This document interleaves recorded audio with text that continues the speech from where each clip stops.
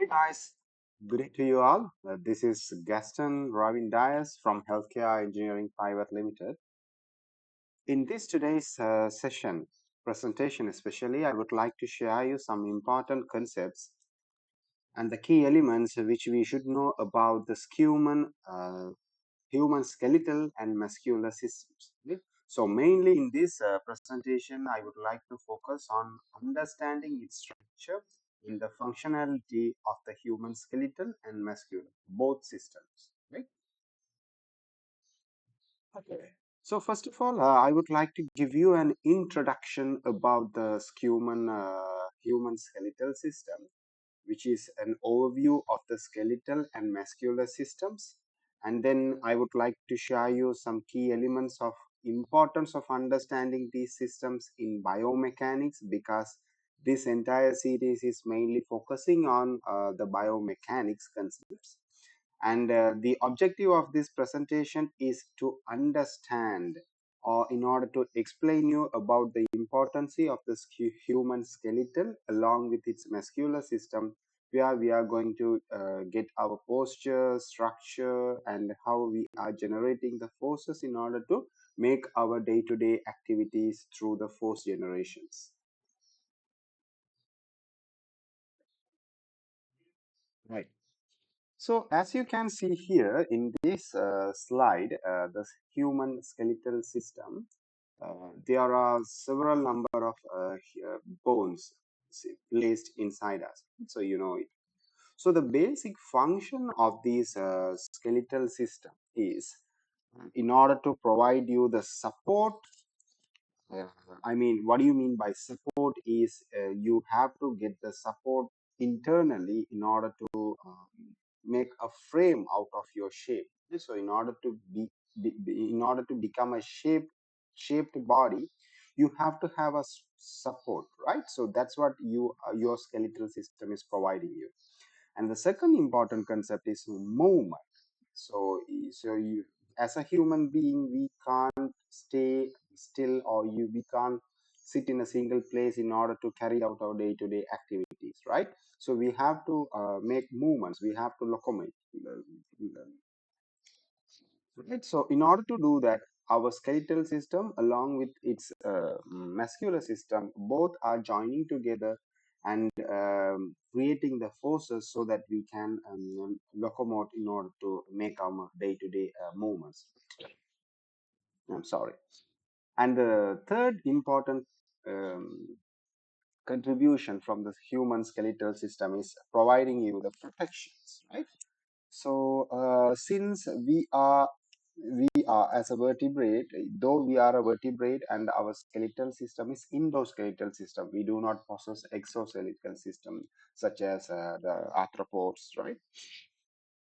Our endoskeletal system is playing a vital role in order to provide the protections for our internal organs, especially vital organs such as heart, lungs, intestines, and brains, especially, right?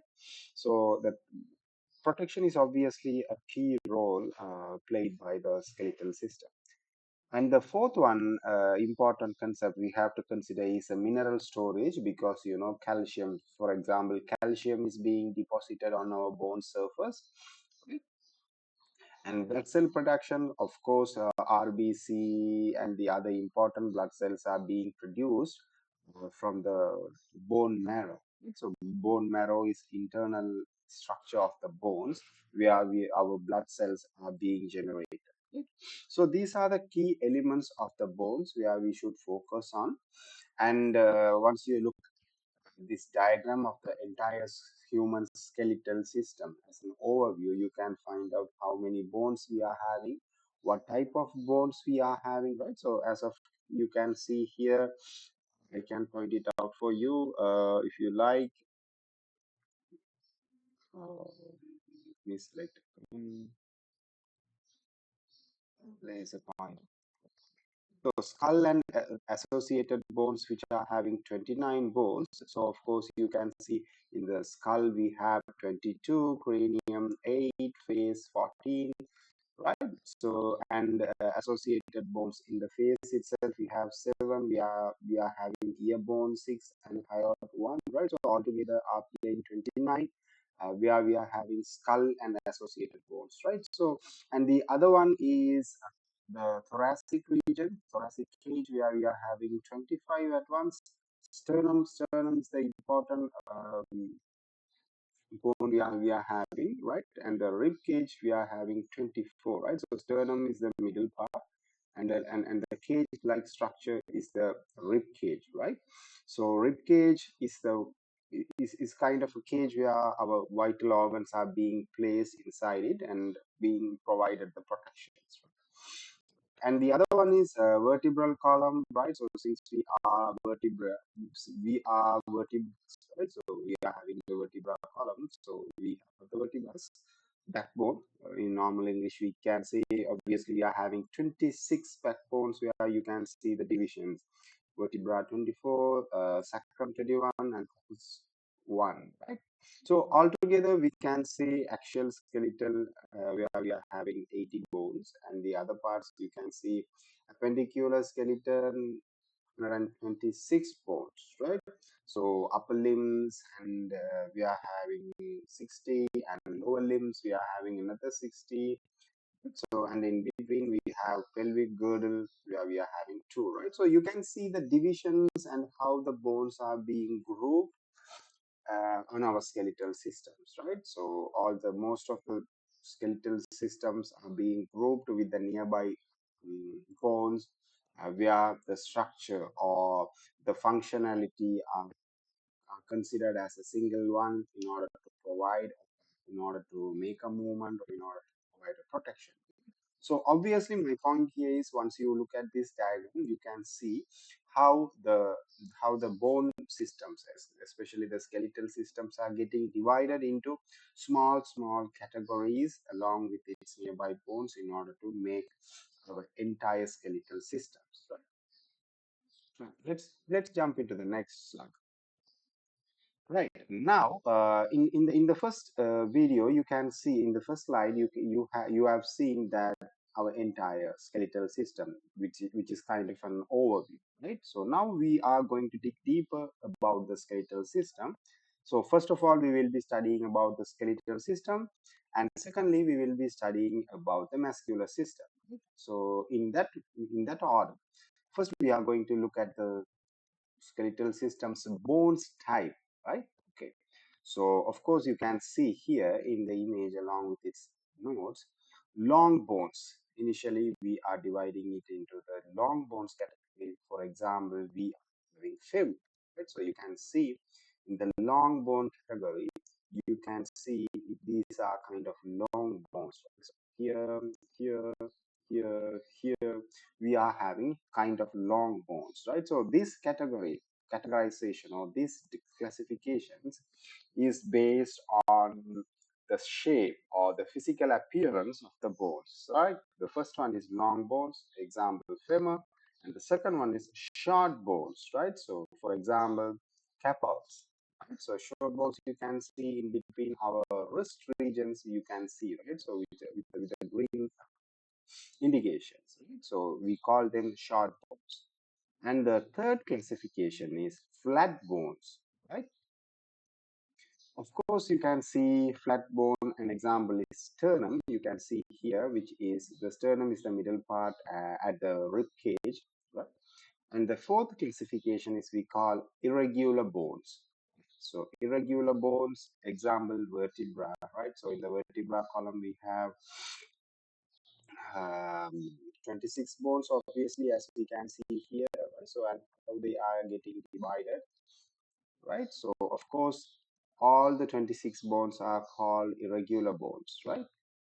And the last classification as per their physical appearance is sesamoid bones, which is such as an example of it is patella, right? Where we are having at the knee joint, right? So all these classifications are students back to the physical appearance, right? So we are focusing on physical appearance and we are making the classifications of these bones types. Right. Now let's get back to bones classification in another view. So the major bones of the skeletal system, we can divide them into two categorizations initially, right? Um, Basically, you don't need to confuse about these things, because why? We are just studying about the skeletal system, and we are dividing the entire skeletal system into various views, right? So as per the view and as per the need of our study, we are classifying them into a couple of groups, right? So initially we studied about these types of bones as per the physical appearance. Now we are going to group them and we are going to classify them, right? So for example, you can see here axial skeletal system and appendicular skeletal system, right? So in the axial skeletal system, you can see here vertebral column, rib cage, and everything where the blue color indications are made. So in the appendicular skeleton system, limbs and girdles, you can see here the red color indications. Right? So the peripherals, right? So are being considered as the appendicular skeletal systems. So initially, right? So entire once you look at into the entire skeletal system, students, you can see mainly we can divide into two categorizations: axial and appendicular, and where we can divide them into these two categories. We can divide them as per physical appearance. So of course, this is the thing which we have provided here: axial skeletal system 80 bones and appendicular skeletal systems 1 to 6 bones, right? Okay. Now we are going to focus each and every main parts of these bone systems, or in the other words, we can say skeletal systems. We are focusing on important concepts and important elements of this skeletal system. So in that line, we would like to see the skull first, right? Right. So you can see the main again, as I told you, right? So as per the need and as per the view of our study, we can divide them into a couple of ways. Initially, we can divide them into facial bones and cranial bones. The two classifications are there. Facial bones you can see here in this left hand side diagram, and cranial bones also you can, there are labeled here in the right hand diagram. So actually facial bones are cannot be separated from the cranial bones. Both are combined together and making the skull. Facial bones along with the cranial bones, right? So the first image where you can see at your left hand side is called anterior view, right? Or in a normal English term, we can say frontal view. Frontal view means when you look at it, right? So as per you keep your neck straight, and once you look at it, that's how we are capturing the image we call anterior or frontal view, right?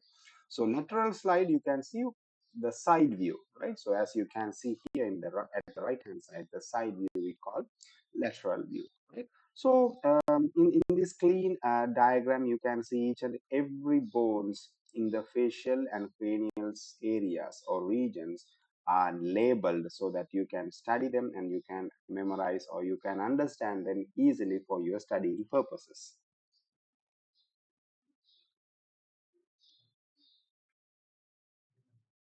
Secondly, now we are studying the bones from the upper regions, right? So we have started from the skull, and from skull we are going to focus on the vertebral. So you can see here in this entire vertebral region, right? So you can see here it is nicely colored, right? So because why? It is grouped. The color indications are for the grouping of these regions, right? So you can see here the yellow region indicates cervical vertebra or cervical column we call, or cervical vertebra or vertebrae. It depends from the types of English whatever your country speaks, right? So right, so C1 to C6 to C7 we are C1 to C7 we having cervical vertebra. Right? So 7 bones are there, and then these rose-colored regions we call thoracic vertebra, T1 to T12, And then L1 to L5 we call lumbar vertebra, and the orange color S1 to S5 we call sacrum, and the green part is called coccyx, right? So we have around 4 bones over there, right? So of course you can see here these regions are being categorized or being named because of the area what it covers, right? So cervical vertebra is the region where you are having in the region at the region of your neck area. In T1 to T12, thoracic region where you have important elements. So this the neck the chest region we called thoracic cage, as long as you know, because why our important organs are being protected or being are situated in this thoracic cage, and this thoracic vertebra is named after that. So because these number of T1 to T12 regions are placed in these regions, right? So that's why we call thoracic vertebra as a group, right? And right after that we call lumbar vertebra, L1 to L5. Most of you have seen during our anesthesia, right? So we got lumbar puncture. We call some medical terms such as lumbar puncture, or they put the anesthesia in L4, L5 regions, right? So where we are in these regions at the back of our thoracic cage. And right after that, we call sacrum, which is kind of the part of our pelvic region where we are having our reproductive organs and all. So in this area, we are having our reproductive organs. This comes right at the backside of the pelvic bones. So we will be studying that as well. And the end part is called coccyx. We believe that this is the remainings of the tail. Right? So we call these are kind of a remaining, or these are kind of for proof, as a proof we can consider this. We have been evolved from the monkeys. That's why we are having the coccyx, and exactly we do not know what type of advantages we are having by these types of bones, right? So obviously we are having many advantages of these regions of bones because they are providing the protections. At the end of the pelvic region, we do not have any vital organs, but we have some bone structures, right? So as a continuity of the backbone, but we do not have any functions of these ones. So such as like protecting some internal organs or not, we do not have any internal organs, right? So in these regions, so that we believe, scientists believe, that this is some kind of a proof we can consider that we have evolved from the monkeys as a remaining of the tails, right? So you can see here the regions we can categorize into a cervical, thoracic, lumbar, and right? So that's what we call topics, right? So another important thing you have to observe here is it is not a straight line, students, right? So our bone is not a straight line. The bluish part is the it's kind of the connection from the bone. We will be studying that one as well. So please make a note that we are having a connection directly from the bone, directly from the brain. Sorry, directly from the brain. So brain is skull is getting connected with the backbone, and inside the skull we are having the brain, which is a very important organ, which is the controlling body of our entire human body, right?